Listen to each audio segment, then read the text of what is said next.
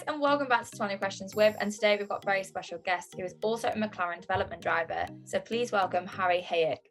Good to be all here. right, Harry? Yeah, good. Looking forward to it. Good. You're not too scared about the quick fire round then? Well, I don't know. We'll see how we get on. Hopefully they're not too hard. So we'll jump straight into them. So when you're ready? Yep, go for it. Fire away. So your favourite car? Oh, Mazda RX-7 FD. If it's a non-McLaren, that is.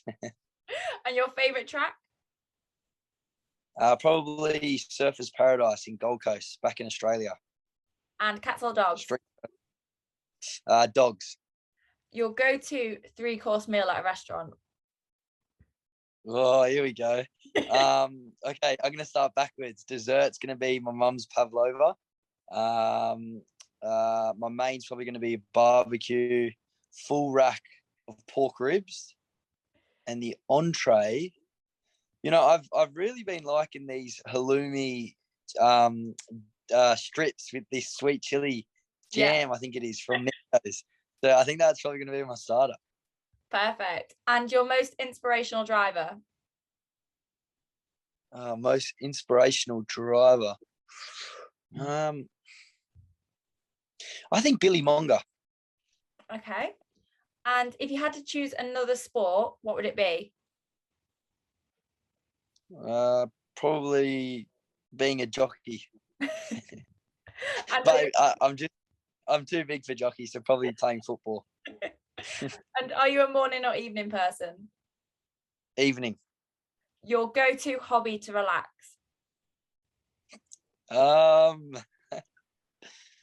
Probably,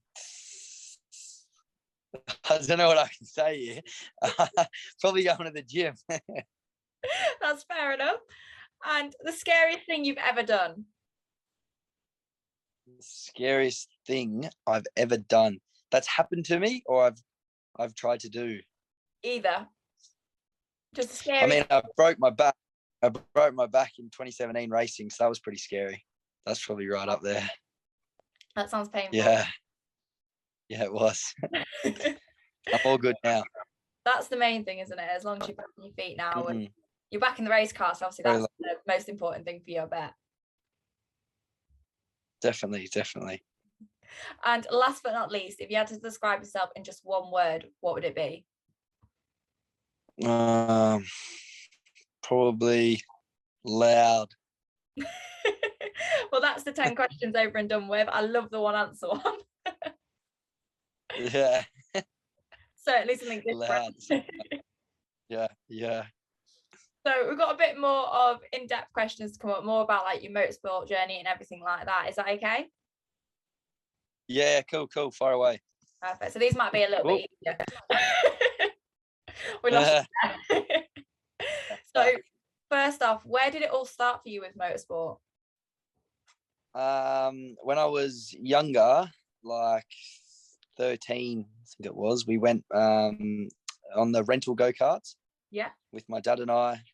Went all right, managed to start talking to the guy, and then he started telling us that, you know, you could do this professionally or like race the 2-strokes. And then I was playing a lot of sport at the time, and Dad was like, I don't want to just go and buy a go-kart because, you know, I want to make sure, you know, 6 months down the line that you're going to want to keep doing it. So I had some money saved up. I was a soccer referee or football referee at the time, what you guys say.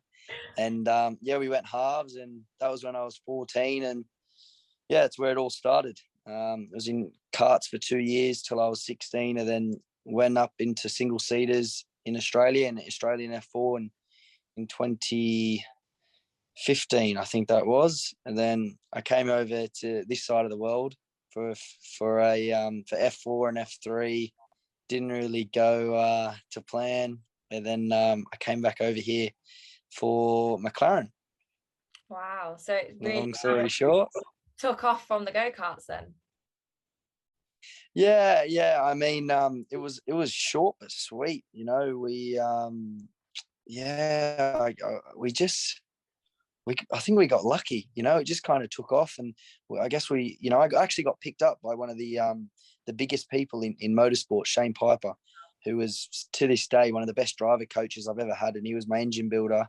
And once he saw me, how raw I was, I guess, it feels weird talking about it, but he approached us, which is something that doesn't normally happen in this sport. You know, he approached us to help us, genuinely help us. From there it just took off, and then it kind of opened doors, into single seaters to get kind of the right opportunities. You know, having to, I guess, come up with the funds as well. That's a massive part of this sport. You know, if you haven't got $1, you don't really go far. So, it was all over for me really until this whole McLaren opportunity surfaced. So it kind of resurrected my career, to be honest. Amazing. And the very important question, when you very first went karting with your dad, who won? Yeah. Me, of course. No, very first time. I mean, like, maybe I was like, maybe 8 or something, or 7. So of course he's going to win, even though I had the weight advantage. But yeah, I mean, he's definitely taught me a lot. So full credit to him. So over your whole journey, obviously moving across continents is one of them, but what barriers have you experienced and how did you actually overcome them? I mean, in terms of sacrifice, it's massive being over here. When I first came over, I didn't know anyone, in this side of the world. And I was 16, 17 at the time. And I never traveled without my parents, all by myself, really, left Australia, and it all, I decided to come 24 hours, half the other side of the world, and just kind of go for it. So, that was pretty tough, but I met some really special people here that I'm very thankful to, kind of call my family in a way. I've got, I guess, 2 families now. One, I've got my blood family in Australia, then I've got my British family over here, but it's tough, being away from home. If it wasn't for the racing, I wouldn't be here at all. Yeah. I don't live here, being honest. Not that I don't enjoy it, it's just not where I'm from, where my family and friends are. So, that's probably the biggest sacrifice day in, day out, having to, I guess, give up your whole life for it. Yeah. But then besides that, probably just financially, it's such a tough sport, So it's just, without McLaren, like I said, I wouldn't be racing. So, and before that, it was just extremely tough. And, in a way, looking back at it, we always went for I guess, cheaper deals, because it's all we could kind of come up with. And, you pay peanuts, you get monkeys. So, but I mean, biggest sacrifice is living in this country away from all my family and friends. Do they often come to visit you, or do you often go home? I mean, like when I first over, dad used to come over. This was in single seaters, and he would kind of go back and forth, like come over for a month, then go back for, a few months. But this year, obviously, like when last year, because COVID was around, no one could really come over. So, I FaceTime him every day, maybe twice a day. Like I talk to him flat out, I talk to everyone. But I guess it's just not the same not being there. But, I don't know how someone would have done it back in the day, without FaceTime, having to write letters and wait 2-3 weeks or, for a reply. That's pretty tough. So, definitely. Yeah, but it's just one of those things. It's so far away, Yeah. No, it's amazing technology. It's a shame it's so far away, England and Australia. 24 hours, a long way to go. Yeah, you need it kind of like 4-hour hop on the plane, there, done, dusted. Oh, it'd be wicked. Unreal. I'd do it all the time. Maybe when travel starts to develop and, there's these massive planes that can do it in like 4 hours like they talk about. That would be pretty cool. I'm sure that'd be expensive, but worth it. So moving slightly on, so your co-driver is Katie Milner, who's also been on our 20 questions, and being sort of in that environment where you are seeing women in the driver's seat in motorsport, how do you think things have changed towards women? I mean, there's just a lot more. It's good to see, because there's a lot more women trying to get into the sport, and I guess taking Katie for an example, she's a role model to girls wanting to get into motorsport. And it's not just a male dominated sport.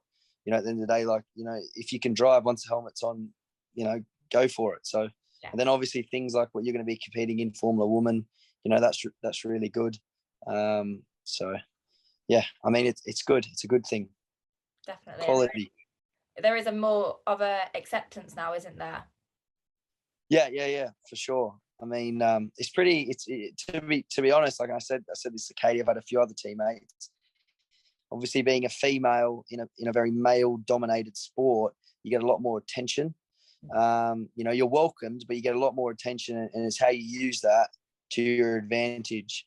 Yeah.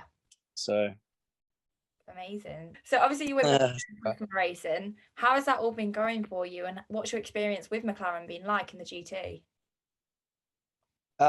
Well, I mean, McLaren themselves, fantastic. Like I was saying earlier, if it wasn't for this opportunity, the driver development program, that was if you don't know what it is, it was a 2-day shootout, where you got assessed on your driving fitness and you got interviewed, and they chose 4 drivers from 18 that were there. And it was to get a fully paid for, and to be paid as a driver, for 1 year with the option to extend. And obviously because of COVID, we were very fortunate and lucky enough to be kept on, all 4 of us again, for this year. Yeah. Because they could have easily, got rid of us. But credit to McLaren, they're all about youth and in developing, young talent and bringing them through, which is just massive, because in this day and age, you don't really see that, with what they offer. There's nothing like that. So, from that sense, I'd retired. I'd kind of stopped because before the shootout, because I just couldn't come up with the money required. And it resurrected my whole career. And the programs, it's much more than what I expected.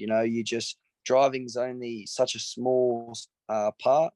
There's so much more to it, to make a career out of it, out of the car, with training, preparation, how you are at the track. Like, it's not just about, driving, about, doing reports after and working with the team. And there's a lot to it. And McLaren, this program's able to, to offer that. And, any questions or just anything that they're there, that, you've got someone to lean on. So yeah, something that's probably can take a long time to learn. They've created this program to I guess, fast track the development of us younger drivers. So it's been, this season's been tough. There's no denying that. It's been frustrating, things, out of our control. Just haven't gone our way. But that, that's motorsport. There's highs and lows. There's many positives to take away from the year, and I'm sure we'll bounce back stronger next year. That's amazing. It sounds like such a supportive network as such, because like I say, there's so much more to it than just driving, and there's a lot to learn. It's quite overwhelmingly a lot to learn, and without the right people telling you the right things, you could quite easily take on board the wrong things, essentially. Yeah, definitely. Yeah, it's spot on. Brilliant. So compared to the UK, how different is racing across the pond? Across the pond, look at you go.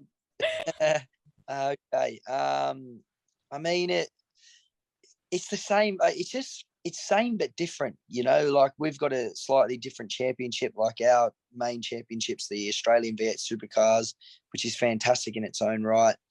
In regards to single seaters, it's just not as big back home. Yeah. Everything's a lot bigger this side of the world, Europe. And then GTs, they've still got a very good GT series, in Australia. But I guess from a career point of view, all the manufacturers are based over here. Yeah. So, that's kind of where you need to be. But I mean, in terms of talent, there's not much in it. They're very good drivers back home, and they race just as hard, just as tough. The circuits are slightly different, but they're fantastic in their own right. Yeah. Obviously, we've got nothing as the old school as the UK, having these very tight, blind, undulating circuits. You don't really get that, back home. But, having said that, we get to race on street circuits as well. Yeah. Which is pretty cool. So yeah, they've got their pros and cons. Obviously, a lot warmer back home. So physically, I think it's a lot more demanding. But yeah, I mean, both good parts of the world to race in. It's just for me, from a career point of view, this massive opportunity with McLaren. You know, it's in this side of the world, and I guess this is where I need to be. Amazing. Like I say, have you found, as a day-to-day basis, the temperature change quite shocking, or have you kind of accustomed to it now? Yeah, I'm used to it now because, like, you know, when I first came over, that was in 2016. So, you know, everything from the streets, the cars, the people, the food, like everything just felt different, you know, and it was so foreign. And the temperature was so cold, which I still feel the cold. Don't get me wrong. When I go back home, you know, and then I come back over here, I'm just like, oh, I can't wear my you know, my Australian clothes, my shorts. Time to get the jumpers on. But no, you get used to it. Kind of get used to expecting, you know, and in a way, it's weird to say this. It feels like the norm to me now. Like it feels like I've just gone to a different state or something. It's like me living in Australia and going to Melbourne or Queensland. That's how the UK is kind of like to me, in the sense that I'm used to it. Yeah. It's just so distant. So, like unfortunately, I say, it's freezing over here. I'm literally sat here with a blanket. It's that cold. Yeah. Yeah. I mean, like, I don't think we use heaters back home that often. Wow. You know, it's normally the opposite. We have air conditioning units. I don't think you could even dream of having aircon in a UK house. No, I don't think so. It'd be wrong. Maybe for the one day of summer you guys get in the middle of the year. Just that one day. Yeah. So out of all the memories that you've got in your motorsport career, which one stands out to you as your favourite? I've got a few actually, but you know, there's one in go-karts where I was jumped into seniors, and when you win a state title, you get a different number plate background color. Okay. And when you rock up to the track and you've got this background number, people respect you. You know, it's a good feeling. Like it's like you're a good driver. If that kind of, like, it's got a lot of status to it. Yeah. And I remember in junior when I stepped up to seniors, and you know, it'd been like 6 months, and once you have that plate, you want it always, if that makes sense. Like you want that status, you know. And it'd been like six months or so, and you know, I raced for the state title and bloody had to DNF because the exhaust came off, and it's just been a tough kind of period. And then I went to Queensland and I clean swept the whole weekend, won the final by 6 seconds, got my blue plate. And I remember crossing the finish line. It was amazing. It was such a good feeling because I'd worked so hard for something. And then to get that result that I've wanted so bad, you know, that's a memory I hold very high. And then in cars, probably in F4 in Australia, at Queensland Raceway, my first race win. I remember just crossing the line in first, you just get the, you know, the goosebumps, and, you know, it was just, you know, I was on cloud 9. So, yeah, always think about those good. Yeah. I love the fact they have like number plate colours, like karate belts almost. Yeah. So. That's awesome. So we've looked back into the past and now looking into the future. What aspirations do you have now? I mean, I've always just wanted to make it as a professional driver, and I was never really been fussed as to where I drive or what I drive, as long as I'm, you know, getting paid to do what I love. Yeah. You know, having said that, I think, you know, some sort of career, well, racing Le Mans would probably be the ultimate, you know, and races like Spa 24 hour.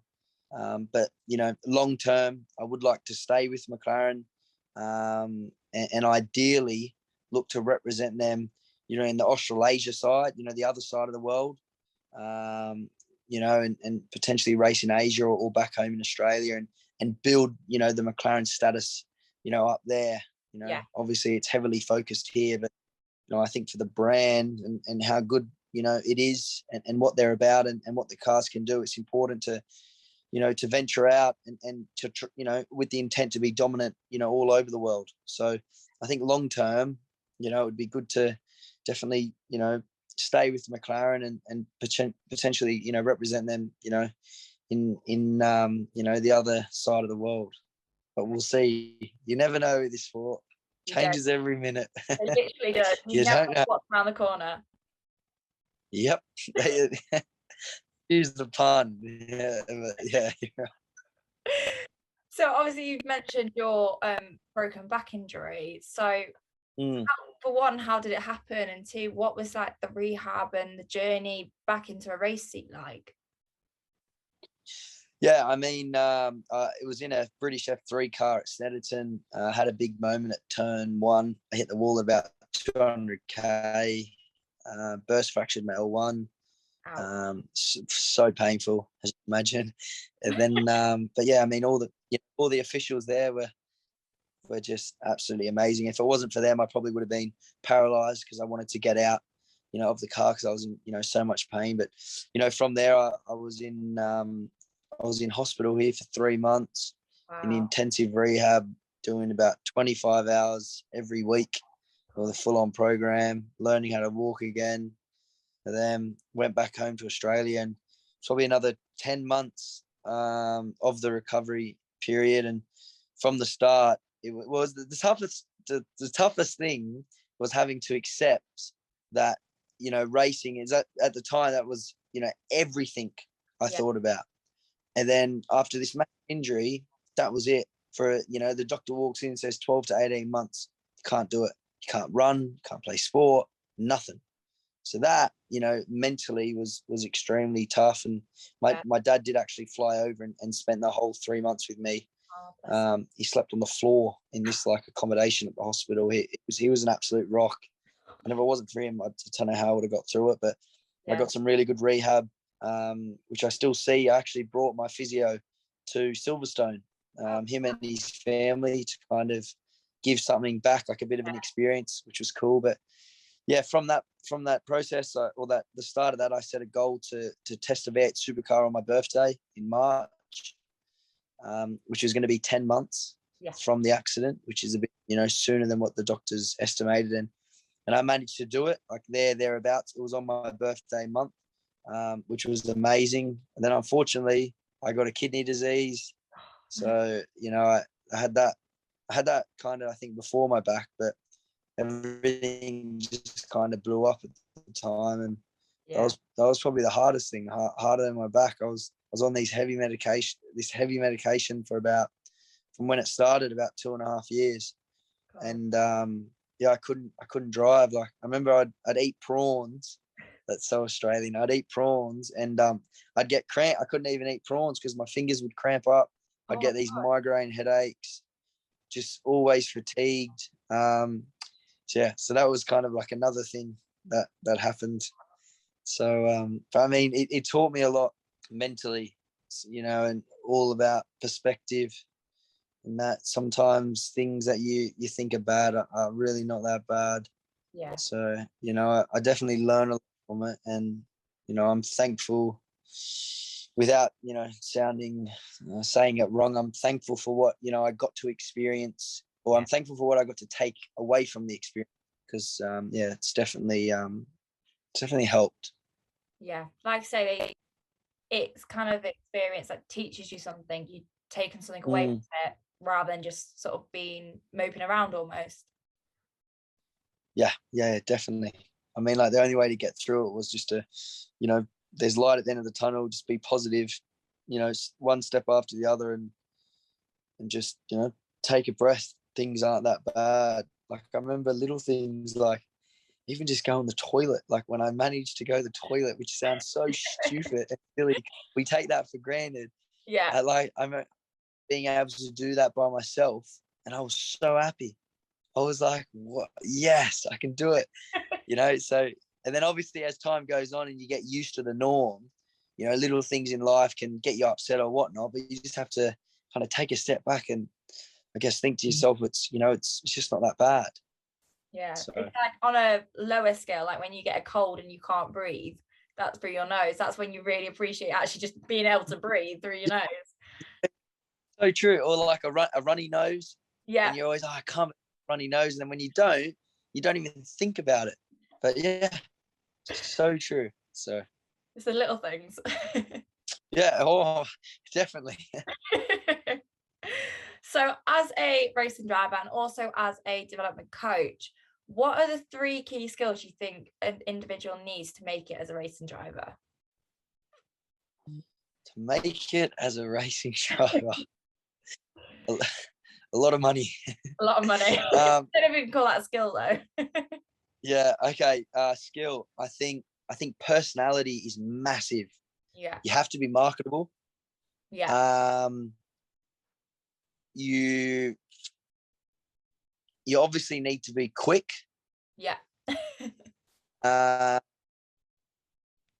the car, and the next one, the third one, I'd say is being versatile and being able to adapt to the situation. Whether that's different, grip levels, whether that's different cars, whether that's the cars aren't handling how you want, being able to adapt how to drive around the problem. Yeah. So yeah, probably those 3: personality, speed, and then versatility. Amazing. And a lot of money. Yeah. And a lot of money. Yeah. An endless bank account would be preferable. Yeah. So you're on to the very last question. Oh, if you find someone like that, let me know, all right? I know, I need that too. A money tree would be great. Keep trying. Yeah. So the very last question, number 20. So you've nearly made it all the way through. For everyone watching out there, what is your best advice for them in the motorsport world?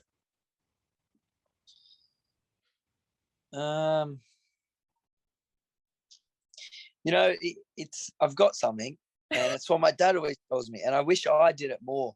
Yeah. Enjoy yourself, because a lot of the time, you get so caught up in it all, with all the pressure and things out of your control going wrong, and and you think that it's going to kind of, it can ruin your career. Just there's a lot, and I think it's important to remember why you do it. Yeah. And to just kind of zone in and just enjoy yourself and remember why you started. So that's probably the best piece of advice I can give, and also I need to follow as well. To be honest, I think that's actually my favorite bit of advice I've had so far. Oh, good to hear. I'll let my dad know. Yeah, let your dad know. Very being spread out. Mm. Wise words. But that's it. That's all 20 done. So not too terrifying. Easy. Time flies when you're having fun. Exactly. Enjoy it. Easy. Sounds good. All right, Beck. That's brilliant. That's everything. So thank you ever so much for being my guest this evening. And my pleasure. Enjoyed it. And good luck with the rest of the season as well. Thank you. And good luck with Formula Woman. Hopefully you get it. Fingers crossed. Matching McLarens. Yeah, that's it. All right. See you later. So you guys know the drill. Every Monday at 6 p.m. And to make my journey your journey, like or subscribe, and I'll see you next time. Bye.